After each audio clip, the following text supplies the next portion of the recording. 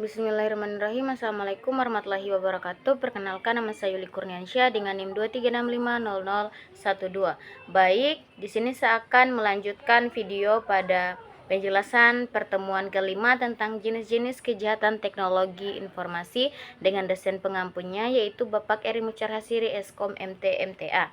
Oke, lanjut saja pada penjelasannya. Capaian pembelajaran yaitu menganalisis definisi kejahatan teknologi informasi, mengidentifikasi karakteristik kejahatan dan sarana komputer, memahami modus operandi carding sebagai contoh kejahatan properti, dan mengevaluasi klasifikasi kejahatan IT berdasarkan sarana, sasaran, dan modus. Oke, lanjut ke poin paradoks teknologi informasi. Manfaatnya sendiri memudahkan hidup manusia, dampak negatifnya memfasilitasi kejahatan, kemudian perubahan paradigma kriminologinya itu dari faktor manusia ke faktor teknologi. Kemudian faktanya sendiri, kejahatan ada seiring dengan kemajuan teknologi. Masuk pada definisi kejahatan teknologi informasi yaitu universal, belum ada definisi baku tapi ada kesamaan pengertian. Intinya yaitu upaya memasuki atau menggunakan fasilitas komputer tanpa izin dan melawan hukum. Menurut Indra Savitri, kejahatan yang berkaitan pemanfaatan IT tanpa batas dan karakteristik rekayasa teknologi. Lanjut pada dua kategori utama kejahatan teknologi informasi. Yang pertama, kejahatan yang bertujuan merusak sistem atau jaringan komputer, dan yang kedua, kejahatan yang menggunakan komputer sebagai alat bantu. Masuk pada evolusi istilah kejahatan komputer. Yang pertama, komputer misuse yaitu penyalahgunaan, komputer abuse penyalahgunaan, kemudian komputer fraud penipuan, kemudian komputer related crime yaitu kejahatan terkait komputer, kemudian komputer assistant crime yaitu kejahatan berbantuan komputer, kemudian komputer crime kejahatan komputer, dan terakhir cyber crime atau kejahatan cyber.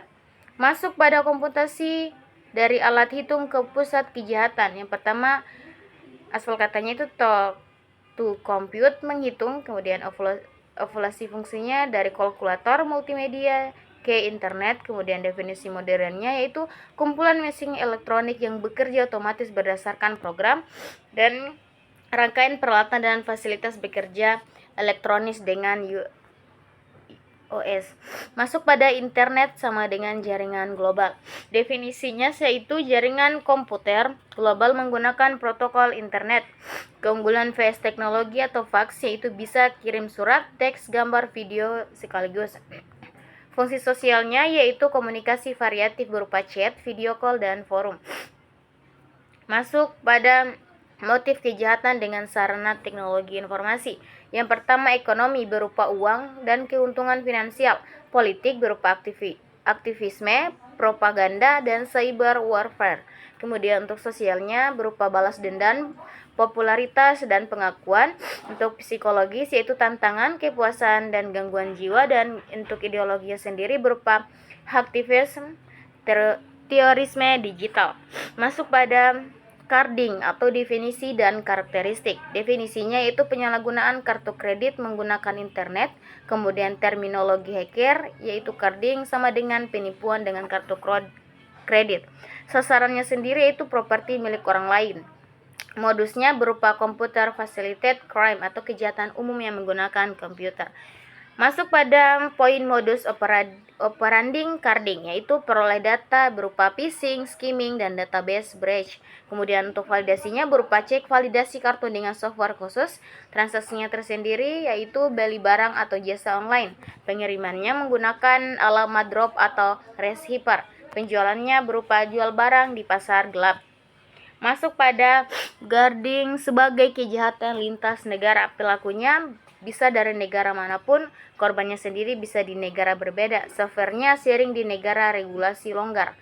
Pembayarannya berupa cryptocurrency, e-money internasional, dan pengiriman barangnya berupa melalui jasa kurir internasional. Masuk pada alur carding atau diagram flow, yaitu dari data kartu kredit curian ke validasi dengan software, kemudian transaksi e-commerce, kemudian ke pengirim ke drop address, kemudian penjualan barang ilegal, dan terakhir pencucian uang. Masuk pada dampak carding. Yang pertama, korban langsung berupa pemilik kartu kredit. Korbannya tidak langsung berupa merchant e-commerce, dan sistematiknya berupa tingkatkan biaya transaksi kartu kredit dan reputasinya sendiri, itu turunkan kepercayaan pada e-commerce. Oke, lanjut pada klasifikasi kejahatan teknologi informasi berdasarkan sasarannya. Yang pertama, against person, yaitu sasarannya cyberbullying, doxing, dan cyberstalking. Kemudian against property, yaitu carding, pembajakan software, dan pencurian data. Kemudian against government, yaitu ada cyber teroris dan hacking pemerintah. Untuk against society-nya sendiri, yaitu penyebaran hoax dan ujaran kebencian. Masuk pada poin klasifikasi berdasarkan modus operandi. Pertama, komputer as target. Targetnya berupa hacking virus DDoS. Komputer as tool berupa penipuan online, pornografi. Komputer as place berupa pelanggaran hak cipta dan penyimpanan data ilegal.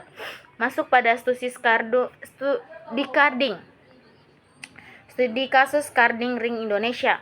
Faktanya pada tahun 2019 Polri ungkap sindikat carding transnasional. Modusnya berupa phishing website bank palsu. Kerugiannya mencapai 2,5 miliar rupiah. Pelakunya sendiri itu ada WNI dan WNA, dan hambatannya berupa server di luar negeri, pembuktian digital. Masuk pada regulasi untuk carding di Indonesia.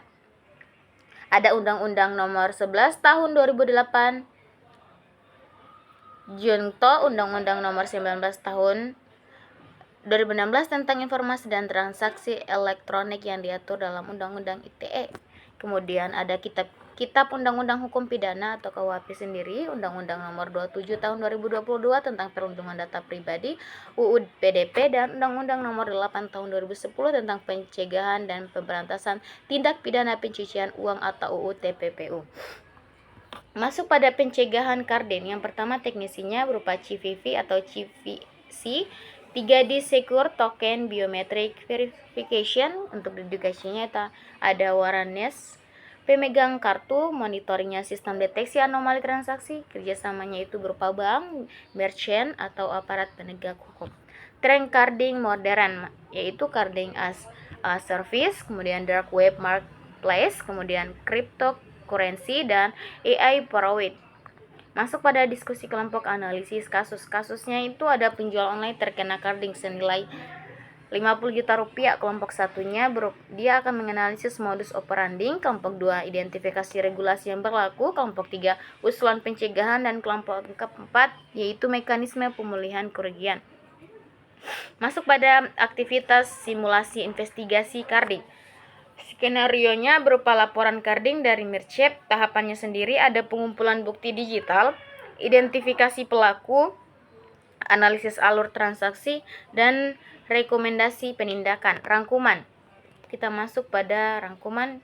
Yang pertama, kejahatan IT mencakup beragam aktivitas ilegal menggunakan komputer. Kedua, carding, contoh kejahatan properti dengan modus yang kompleks. Kemudian klasifikasi membantu penegak hukum dan pencegahannya. Kemudian perlu pendekatan multisektor untuk penanggulangannya. Baik, mungkin itu saja video materi 4 ini. Mungkin ada salah kata, mohon maaf. Saya akhiri video ini dan ucapan wabillahi taufiq wal hidayah. Wassalamualaikum warahmatullahi wabarakatuh. Sampai jumpa ke video berikutnya.